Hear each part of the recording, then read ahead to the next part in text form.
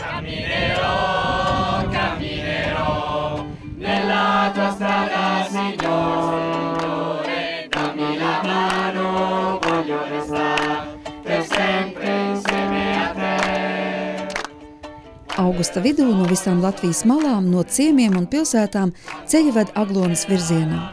Un, lai arī mērķis ir viens, tomēr ceļš katram savs, katrs turp dodas ar savu prieku vai rūpēm, katrs savā dzīves situācijā, lai šajā ceļā esot meklētu kunga vaigu. 1400 svētceļnieku šogad mērojuši ceļu uz Aglonu kājām, tālākos maršrutus veicot no Ventspils, Liepājas un Talsiem, bet līdzās vietējiem gājējiem šajās grupās iesaistās aizvien vairāk viesu arī no ārvalstīm. Šogad tie bija moldāvi, itāļi, beļģi, austrieši, baltkrievi un poļi. Itāļi no Karmela ekleziālās kustības, kas kopā ar draugiem no Latvijas veidoja ļoti dzīvespriecīgu un saliedētu grupu, izrādās šai ceļā dodas jau 5. gadu.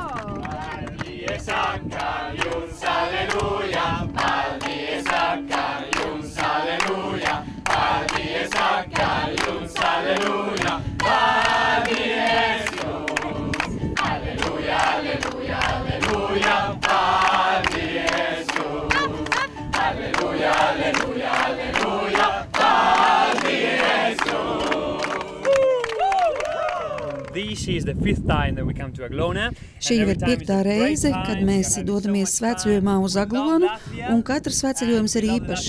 Mēs mīlam Latviju un mīlam Latvijas cilvēkus, un tāpēc mēs esam tik priecīgi šeit būt. Kāpēc jūs mīlat Latviju? Latgale ir brīnišķīga, cilvēki apbrīnojami. Un mums šeit izveidojusies lieliska draugu kopiena, cilvēki, kas piederīgi Karmela ekleziālajai kustībai. Tā tiešām mums ir kā liela ģimene. Tāpēc mēs šeit jūtamies kā mājās, kaut arī esam 2500 km tālu no mājām. Cik kilometrus nogājāt kājām? 120. Mēs gājām no Sarkaņiem uz Aglonu. Vai tas bija viegli? Ļoti viegli. Kas tad bija visvieglākais? Visvieglākais bija, kad gājām 40 km vienā dienā. Saule karsēja, vētru piedzīvojām.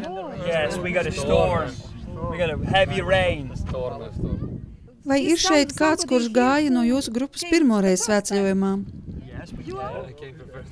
Vai jūs varat pastāstīt par savu pieredzi un par šo instrumentu? Tas nav mans instruments, bet jūs to spēlējat vai varat pamēģināt? I'm not ready.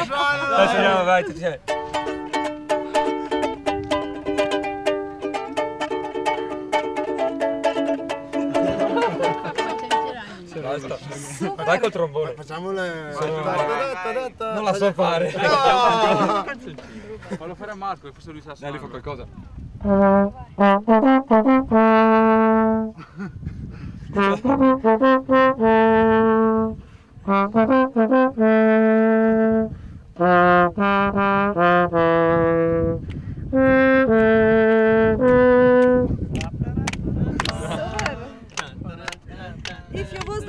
Ja jūs bijāt šajā ceļā pirmoreiz, kas jums visvairāk patika šī svētceļojuma laikā? Kāda ir jūsu iespaidi? Latvija tomēr ir ļoti atšķirīga no Itālijas, bet tas, ko es šeit redzēju, visi šie cilvēki, visi šie svētceļnieki Aglonā, tas mani ārkārtīgi iespaidoja. Jāteic, ka es nekad līdz šim neko līdzīgu nebiju piedzīvojis.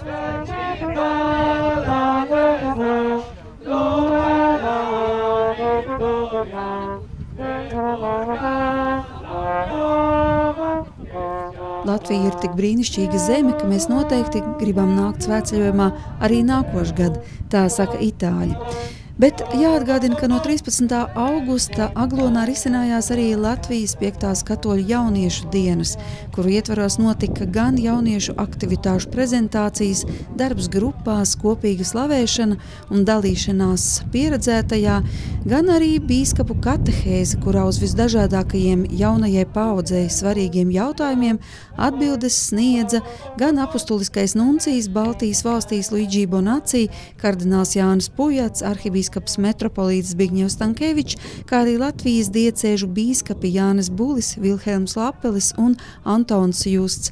Bet vispirms jauniešus 14. augusta rītā katehēzes laikā uzrunāja nuncijs Luigi Bonacci un dalījās arī savā pieredzē. Lai top slavēts Jēzus Kristus. Ecco. Good morning. Ciao. Labrīt. Sveiki. Tutti noi abbiamo il desiderio di ricevere, di essere ricchi. Visiem mums ir vēlēšanās kaut ko saņemt, būt bagātiem. Gesù ci dà una risposta molto importante. Un uz šo jautājumu Jēzus dod ļoti svarīgu atbildi. Gesù ci dice, vuoi ricevere? Jēzus mums saka, tu vēlies saņemt? E vi risponde, un atbild, date e vi sarà dato. Dodiet un jums taps dots. Ecco, date e vi sarà dato. Lūk, dodiet un jums taps dots. Vuoi che la tua vita sia piena, sia soddisfacente, non sia mediocre? Ja tu vēlies, lai tava dzīve būtu piesātināta, lai tu būtu apmierināts ar dzīvi, lai viņa nebūtu tāda pilnā ar viduvējību. Ricordate sempre questa parola di Gesù, date e vi sarà dato. Atcerieties vienmēr šos Jēzus vārdus. Dodiet un jums taps dots.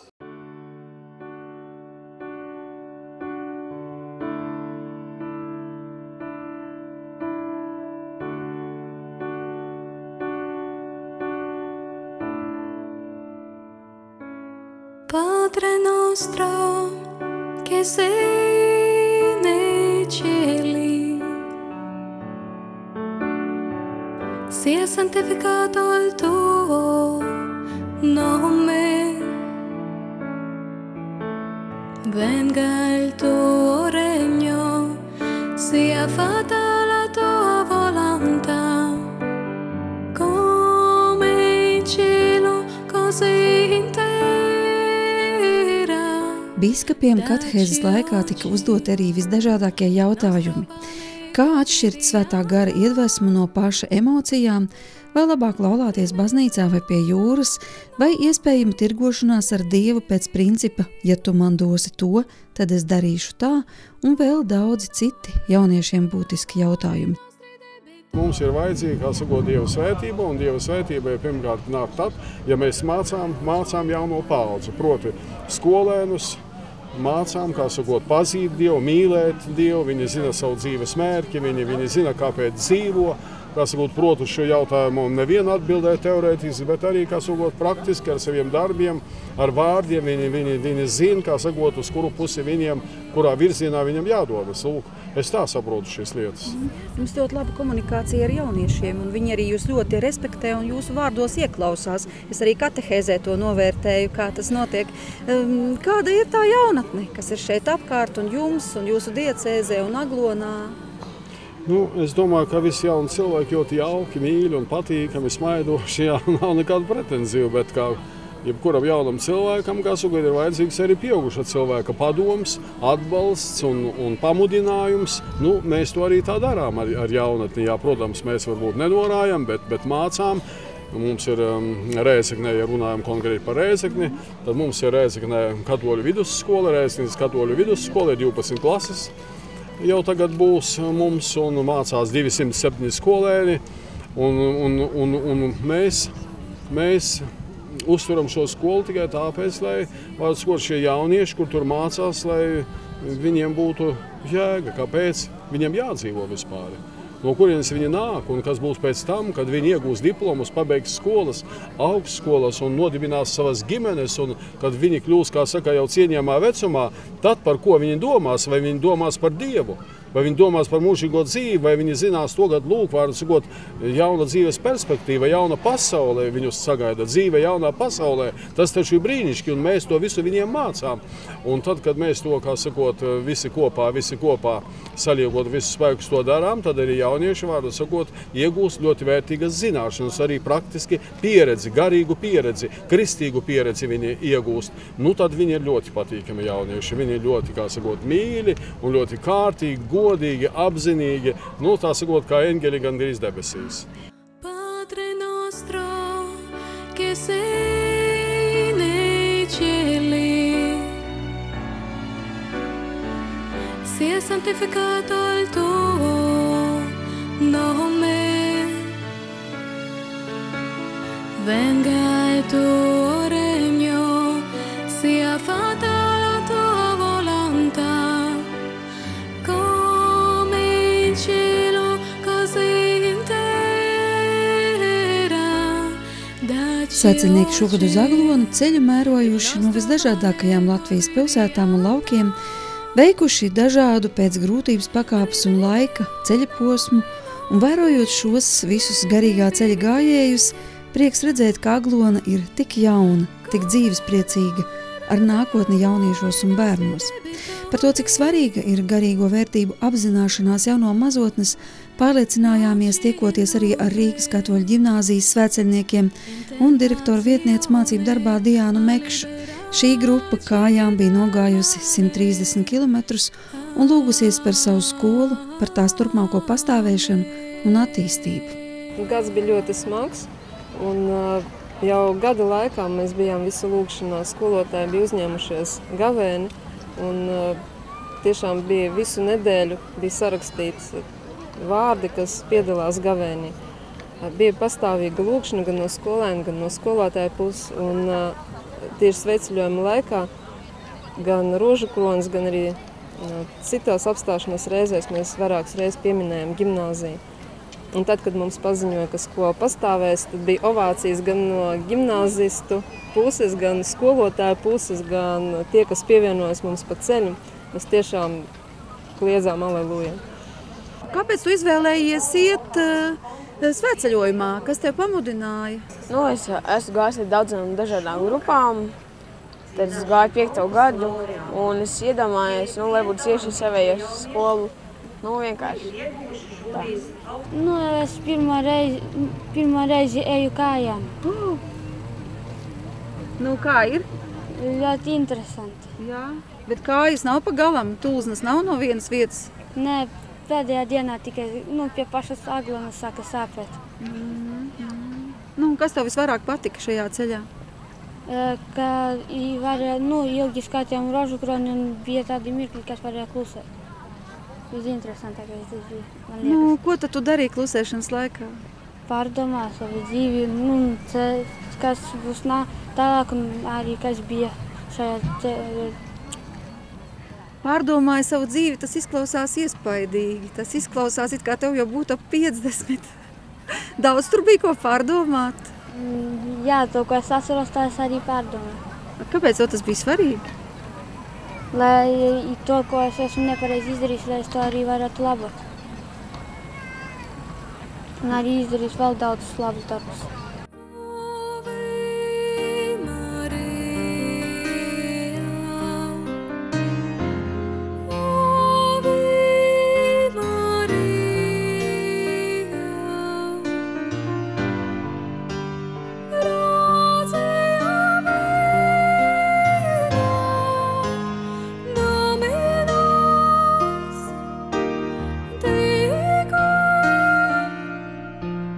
Pavisam nemanot ir pienācis krustaceļa laiks, ko vadīja kardināls Jānis Pujats un Liepājas diecēzes bīskaps Vilhelms Lapelis.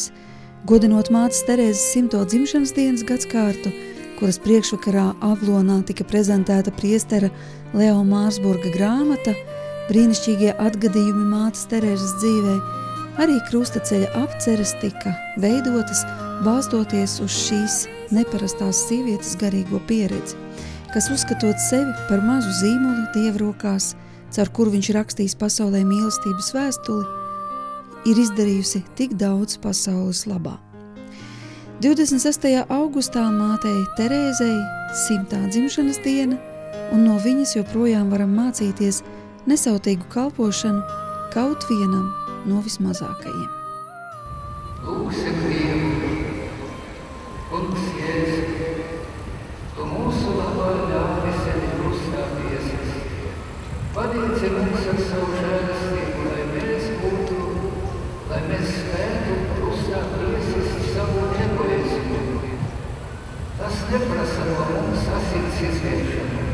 kas prasa no mums varas stiprumu, ko lūdzam no tevis, kas dzīvo un valdi mūsu mūžos.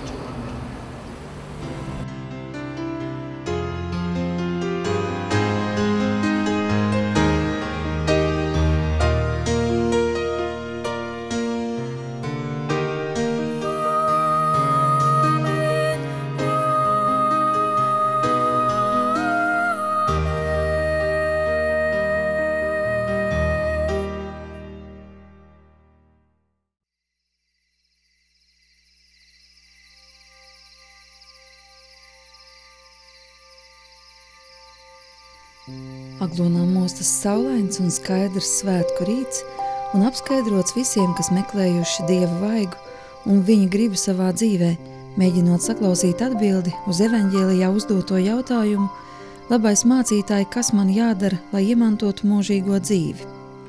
Kas jādara konkrēti man, kā tu redzi mani šajā pasaulē, kāda ir mana sūtība un aicinājums? Uz šiem un līdzīgiem jautājumiem savā sirdī atbildi mēģināja saklausīt arī skaitliski vislielākā svecenieku grupa, vairāk nekā 140 cilvēku, kas ceļu uz Aglonu bija mērojuši no Rīgas Svētā Jēkaba katedrāles.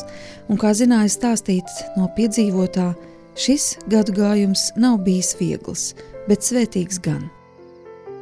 Vispirms šī gada pieredzi dodamies izzināt pie mūsu kolēģiem žurnālistiem Daces Tirānas un Anša Pūpola. Kāda bija atšķirības starp pagājušo un šo gadu? Droši vien bija kaut kas citādāk. Maršruts it kā tas pats.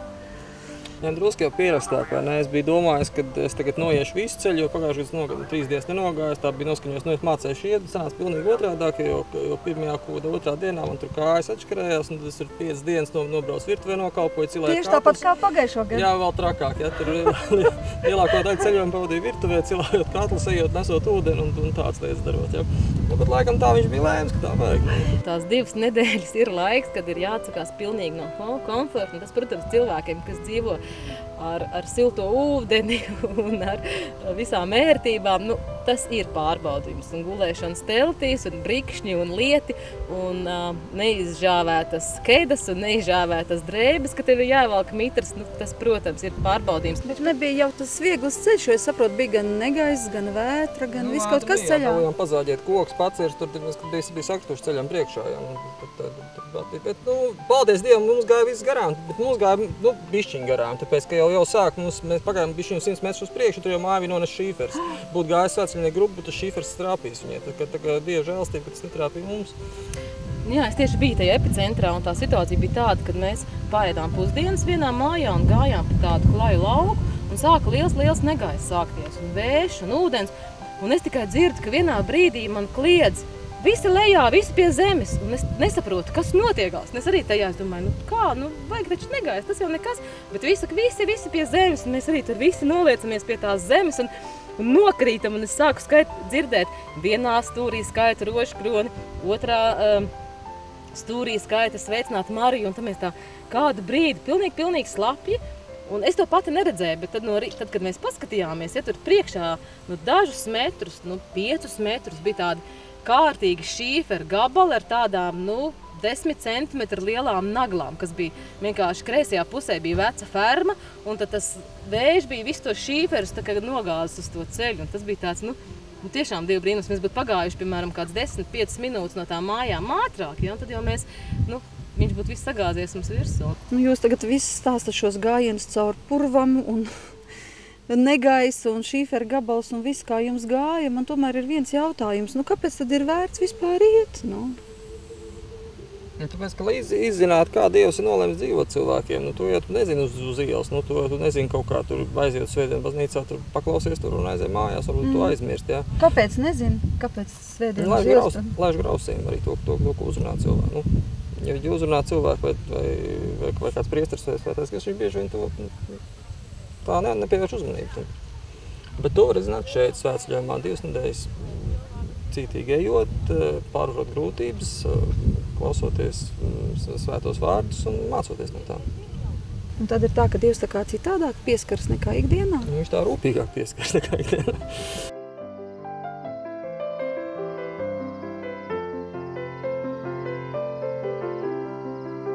Principā pagājušajā gadā Mēs sākām iet tajā svētceļojumā vairāk kā turisti, bet visa tā ceļa rezultātā mūsu garīgā dzīve pilnībā izmainījās un pārvērtās, respektīvi mūsu dzīve pa 180 grādiem. Mēs sākām ļoti tiešām pievērsties šai ticībai un lūkšanām un regulāri apmeklējām baznīcu. Kādi šogad jaunumi svētceļojuma laikā? Šogad bija tā, kad es negāju līdz vīram dēļ tās pašas veselības dēļ, bet mums bija priecīgs notikums. Svētceļojuma laikā mēs salauzāmies. Mums priesteris Ilmārs salauzāja pļaviņās. Tas var teikt, ka es arī nedaudz piedalījos šajā svētceļojumā. Tās bija vienīgās kāzas svētceļojuma laikā, vienīgās laulības? Jā. Tas bija Dieva noorganizētas laulības, jo bija saruna ar priesteri Ilmāru un bija zināmas problēmas dēļ tā, ka nav sakārtotas šīs attiecības Dievu priekšā, tad es netieku pie Dieva galda. Viņš teica, kādas problēmas, tad pļaviņās vajag salauzāties. Cik gadus jūs dzīvojāt? Kopš jūs bijat reģistrējušies, bet nebijāt laulājušies baznīcā, ja? 15 gadus. 15 gadi. Un ir kaut kas mainījies sajūtās un tā? Pēc laulāšanās baznīcā tāda sajūta, ka tad tiešām tas ir uz mūžu. Vismaz man tā sajūta. Jā, noteikti.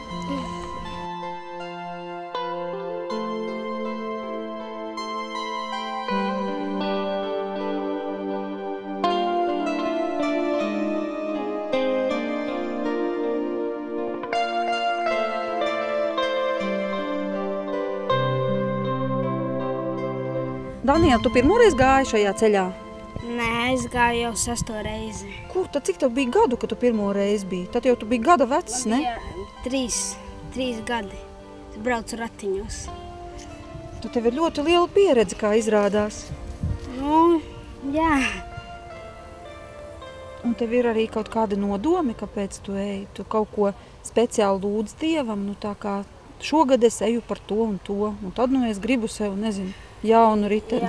Jā? Nē, es eju par to, ka vienai mājai tur iespēja zibens un viņai prasīja, viņai bija paskastītes, lai ziedo. Viņai mājā iespēja zibens un jums bija nodedis. Tas pa ceļam Ikšķilē bija, jā? Ikšķilē, jā. Un tad tu nolēmi, ka tu lūgsi pa ceļam par šo māju? Jā. Ka tu visu ceļu esi lūdzis par šo māju, kurai iespēja zibens un kurai bija vajadzīga palīdzība. Tā sanāk. Vētru arī piedzīvoji? Jā. Un kāda bija sajūta? Kad nebūs labi, bet viss bija tomēr labi.